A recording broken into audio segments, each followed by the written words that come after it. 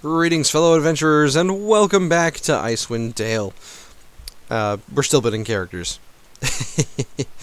But, yeah, let's get right into it. I want to see the party creation interface. Good GM, sir. Today we're going to build our third character. He is going to be a half-elf by the name of Nathaniel Haeloth. We're going to call him Nathan for short. I would call him Nate, but he might blow me up because he's a wizard. So make him a really scant fellow. He's going to be really small, gaunt. Although maybe not. Maybe he's a wizard, so maybe he's a little more plump than his fellow elven brethren, or half-elven brethren, I should say. And go ahead and give him kind of this. I don't know what you call this. Just a less pale, more colored, sort of Caucasian look. We will give him green eyes because he's a mage. He has magic running through his veins. And as for hair, we want something definitely practical, but he's also a scholar, so we need to keep this in mind. We could just make him look like a college student.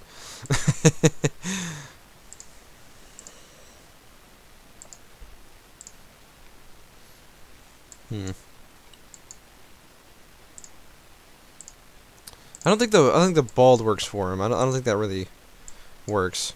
Alright, got kind of the one thing that the facial pack added was more hairstyles, and that meant adding in some of these unfortunately anime style hair, which I don't think really makes sense in this game. Not that I have anything against anime, mind you. It just looks kind of really silly in the context of this game. But you know what? Let's make him look kind of disheveled. He's no, we're not gonna make him look that way. We're gonna make him look. We're gonna go with this hairstyle because it's got an actual. He's actually doing something with his hair, and this matters because in terms of his appearance, he is practiced, and he. Let's see. Let's go with this face. I like the beard for the wizard. I think that makes a lot of sense. Let's do that. Because he is going to be older than the rest of the party, which I totally spaced on the last two to actually give them a proper age. But the idea behind, I guess it's just a number. But overall, this character is supposed to be like older. I'm not going to give him like gray hair or anything like that. But he's definitely supposed to look like younger. So let's give him like a kind of this dark brown, but with a mix of kind of more of an orangish or burgundy color, and give him kind of this interesting. Color. I like this look a lot. His eyebrows will have to make a little a shade darker. That makes a lot more sense.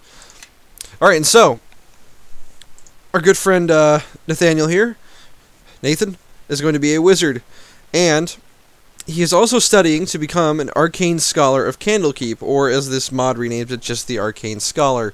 Arcane scholars are very powerful wizards.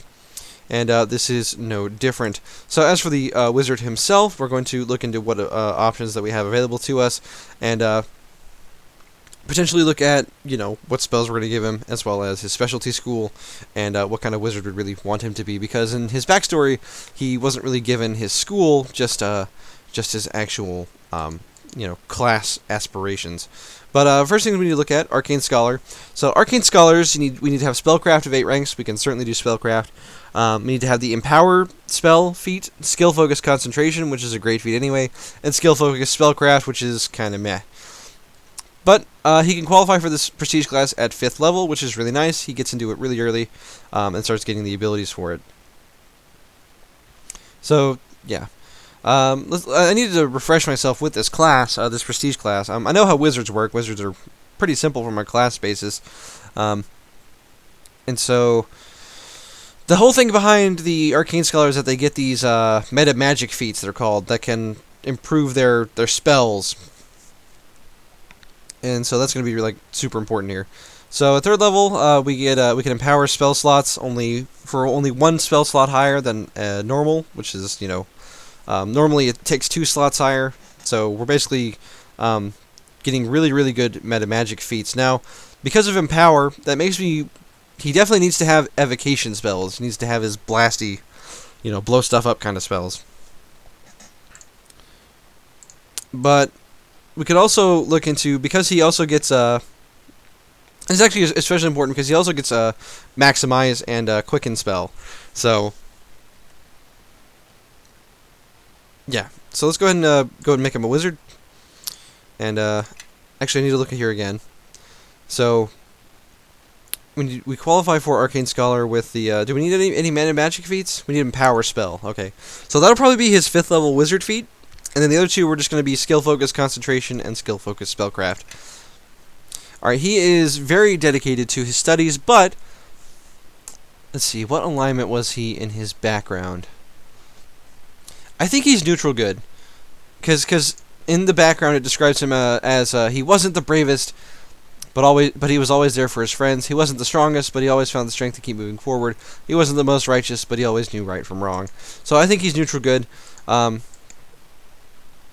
we'll go ahead and go with that. Now, let's see, what would be a good neutral good deity to worship as a mage?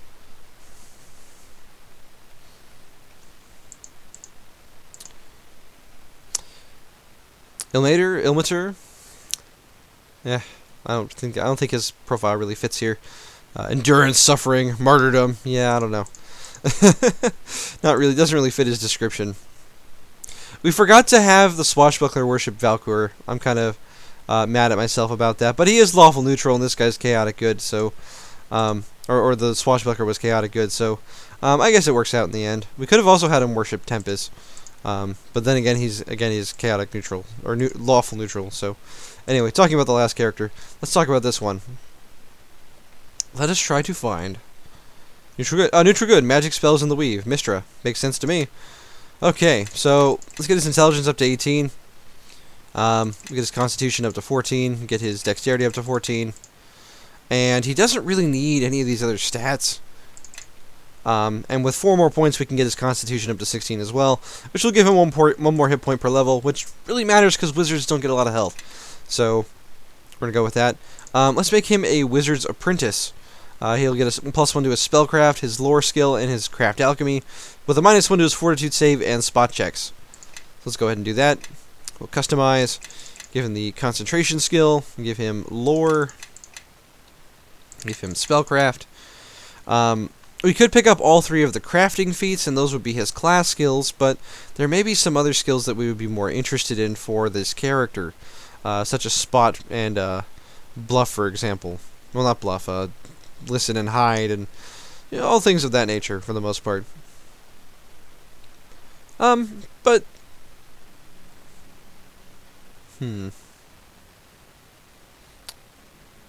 Yeah, let's go ahead and go with these. Alright, and then for his first level feat, we're going to go with Skill Focus Concentration, because it is the most relevant feat that he needs to qualify for the Arcane Scholar Prestige class. Alright, so now we need to pick his spells, and this is kind of the big one. So,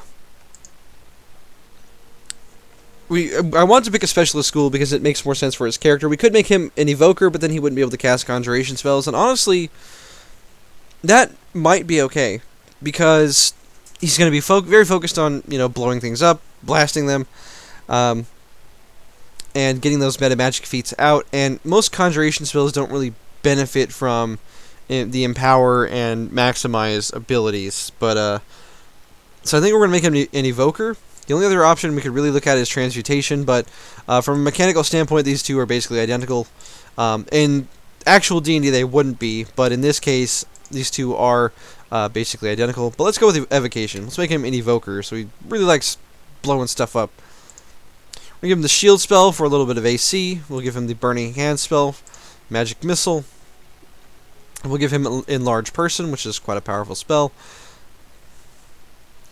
Color spray is quite good for a low level spell, and since we do start at first level, it's quite useful. I will pick up the identify spell because sometimes you find very powerful magic items in this campaign.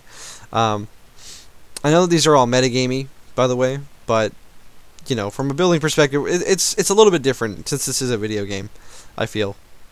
And lastly, the sleep spell would also be quite good for us to have. Already knows all 0 level spells because he's a wizard. Okay, so as much as I would like to give him a cool familiar, some of these are really terrible. Like this, +3 to bluff checks. Like, When is a wizard ever going to need to bluff? You know? Terrifying. Let's see. Let's give him the rat. This is very much a wizard sort of thing. And I like this name that it gives him, Zeal. I like that. We'll give him this rat, which gives him a +2 to his fortitude saves while the rat is out. And let's go ahead and name him. So we have this is familiar, by the way. I totally forgetting that most people here haven't even played this system. So we'll go ahead and name him Nathaniel Haeloth, as is his name. And let's see if we can fit his whole backstory in here. I don't think we'll be able to, but let's try it. Our hero's journey, and this is the actual one from YouTube, which I'm really excited about, begins in a witch's hut, of all places, where a young man, his father, was sent by his commanding officer to deal with the supposed residing witch, and hopefully get himself killed in the process.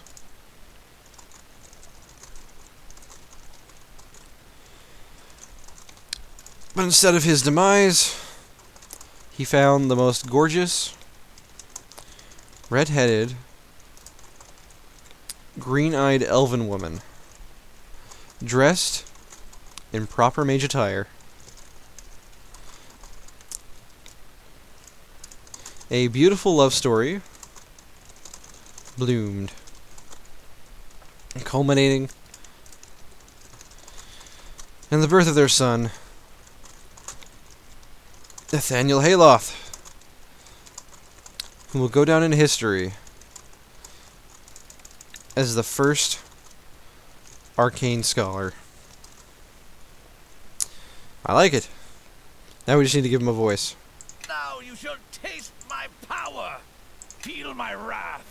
I like this voice. This is going to hurt. It's so bad it's good, you know? Alright, let's go ahead and finish him up. And add him to the list. Alright, great. So now we have our third character here. We have Nathaniel Haeloth, in addition to Haeloth and Arvin, the half-elf rogue. So now we have our 3 half-elves. The only one remaining is to make our Azamar paladin. And so with that, I will leave you on this episode, and I hope you are enjoying this so far, and I'll see you on the next one.